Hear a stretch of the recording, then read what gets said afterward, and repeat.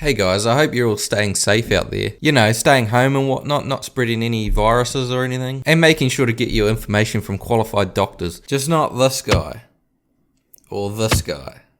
News networks in the States are going to these two TV doctors and asking them for information to do with the coronavirus. Dr. Phil has a degree in clinical psychology and Dr. Oz is a cardiothoracic surgeon. Great achievements, no doubt, but is this really where we should be getting our information on pandemics from? Let's see what they have to say. Let's start with things that are really critical to the nation where we think we might be able to open without getting into a lot of trouble. I tell you, schools are a very appetizing opportunity. I just saw a nice piece in The Lancet arguing that the opening of schools may only cost us 2 to 3% in terms of total mortality. And, you know, that's any life is a life lost. But to get every child back into a school where they're safely being educated, being fed, and making the most out of their lives with a theoretical risk in the backside, it might be a trade-off some folks would consider. Okay, so I bet a lot of you are thinking along the same lines as me here watching this. 2 to 3% is a huge number of people, whether he's talking about students only or the general population. Either way, that's massive. So 3% of 56.6 million students, which are in the US, is actually 1.7 million students dead.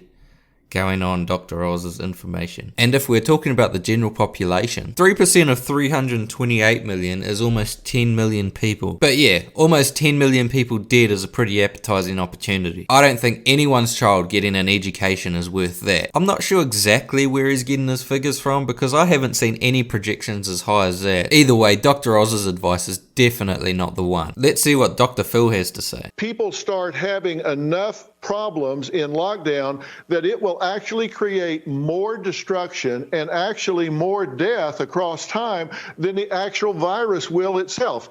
250 people a year die from poverty. 250 people a year, that doesn't sound like much to me. I think he means 250,000, but I'm pretty sure that isn't right either. The highest estimates I could find of people dying from poverty were about 130,000. And that was on Bernie Sanders' website, so that's probably a little bit inflated as well. But anyway, carry on, Dr. Phil.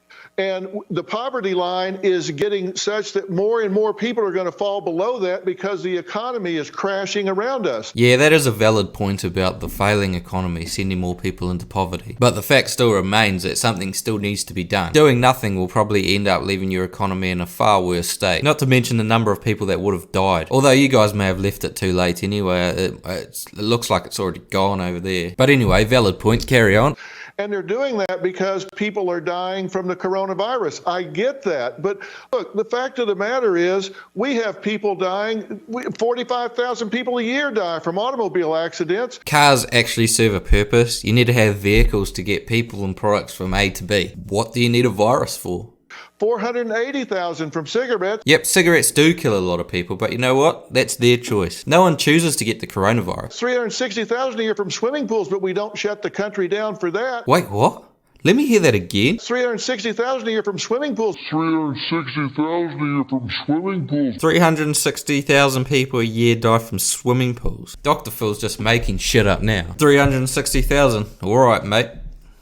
He's just pulling numbers out of the sky. I think you're missing the point anyway on listing all these numbers that are killing people. Swimming pools aren't contagious. So what you've said so far is that 250 people die each year from poverty and 360,000 people die each year from swimming pools. Get this man off my screen. What the fuck? Surely the TV networks and media should be asking virologists and the like. If you have these guys on, why not ask a physio? Why not ask a podiatrist? Their qualifications are about as relevant as these two TV doctors, so why not? There's one more TV doctor who has had her say on those other two that are out there just giving their bogus opinions to the media. And that is Pompeo from Grey's Anatomy. And I find this funny because unlike the other two that I've already mentioned, she isn't even a real doctor. Yet she seems to be more in touch and have more understanding about what's going on than these other two. Also, the old white guy TV docs who say stupid, selfish shit should, yes, walk that shit right back to your lazy boys and sit your stupid asses down in your living rooms,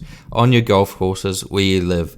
Tired of out-of-touch old fools, don't get me started today. Also, to those out-of-touch TV docs, which I'm sure they would call me, you took an oath so many years ago to do no harm. Making careless statements in this environment when so many healthcare workers are suffering physically and emotionally is defying that oath. I love this because they have been so busy in their dressing rooms getting their faces powdered and worrying about their ratings They have no idea what doctors and healthcare professionals on the front lines actually do, or they just don't care. And yeah, she's pretty much just put them in their place. That's enough about TV doctors for today. I'm sure there'll be another video on them at some stage because of all the stupid shit they say. But yeah, like the video and subscribe, and see you later.